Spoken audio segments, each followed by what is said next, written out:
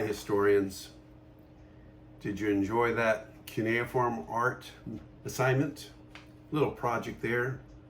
You really could get creative with that, you know. If you use those symbols, you could write a secret message to somebody, a friend, using cuneiform, and no one would understand it except somebody else who has the cuneiform chart.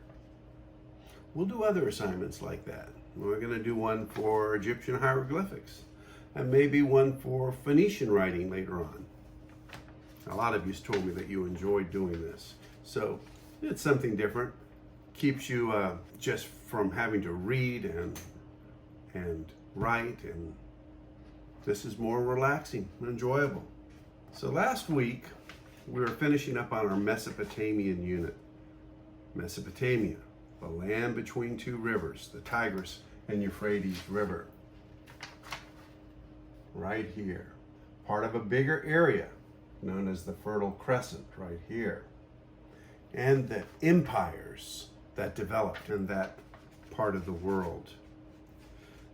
The Assyrian Empire, the New Babylonian Empire. Learned about Hammurabi and Hammurabi's Code, which was, we all think about when we think an eye for an eye, a tooth for a tooth. That was part of Hammurabi's Code. Let the punishment fit the crime. That was Hammurabi's belief. And that remains to a lot of people to this very day. The punishment should fit the crime. Not be more than the crime, but fit the crime. In other words, justice. But it was a little more barbaric in those days. And it wasn't quite as fair, because there was justice for poor people and there was justice for the wealthy class of people. If a poor person committed a crime against a wealthy person, they would receive a lot worse punishment than if a wealthy person committed a crime against a poor person of a different class. This week, we'll continue with our studies on the Mesopotamian empires with a good video called Kings from Babylon to Baghdad, and a video worksheet to go with it. Then on Tuesday and Wednesday, there'll be a test on chapter 4, and you have all the materials you'll need to be successful on that test. You have all the previous worksheets that you've done, and most of the answers are included in the test, so you'll have that to draw upon also. Then we're going to shift our studies at the end of the week to studying not the Fertile Crescent, but all the way to the next continent right here, ancient Egypt, land of the pharaohs.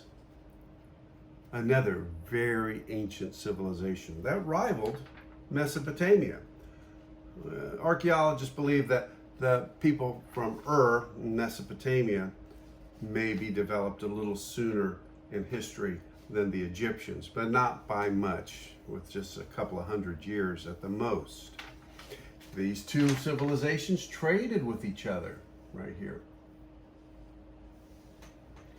Egypt, one of the most successful empires in the history of the world, lasted thousands of years, uninterrupted, and grew because Egypt had some geographical boundaries that protected it from its enemies. It had the desert to the south. The Nile River could not be traveled on in this area right here because of the steep rapids over there. So the Nile protected them also. And the marshes here in the delta protected the Egyptians. So they were pretty well isolated and were able to develop their culture and religion for thousands of years uninterrupted. Unlike over here in Mesopotamia, where one civilization came and conquered another. And so Egypt had a long history, which stays with them to this very day. They're very proud of their heritage and their history that lasted so long. Egyptologist. You can study Egyptian history. That's what an Egyptologist does. You can spend your whole life studying it. And a lot of archaeologists and historians do that. Egypt would not exist as a civilization without one geographical feature. Do you know what that geographical feature is? Yes, the Nile River, right here. Egypt is said to be the gift of the Nile. The Nile provided Egypt with life. And all along the shores of the Nile River to its delta, which empties into the Mediterranean Sea, rich farmland. At its height, Egypt was producing enough grain to transport to this whole region, all along the Mediterranean, into the Fertile Crescent, into Israel, Syria, in this area right here. They traded south into areas called Nubia at this time. They achieved great accomplishments, built the pyramids, science, astronomy, mathematics, medicine. They made great advances in all of these disciplines. So we'll have a lot of fun studying Egypt. It's quite an adventure. Now I want to make a short announcement and a welcoming statement to the new students from Braden River Middle School that are coming into the e-learning format. If you're coming in from a hybrid class or you're coming in just from a regular classroom, welcome aboard. Enjoy. We give about 2 or 3 assignments a week. Make sure you get them done. Otherwise, if they're more than a week late, there will be points taken off. And the longer it is delinquent, the more points will be taken off from the assignment. So you don't want to be late in turning in, submitting these assignments.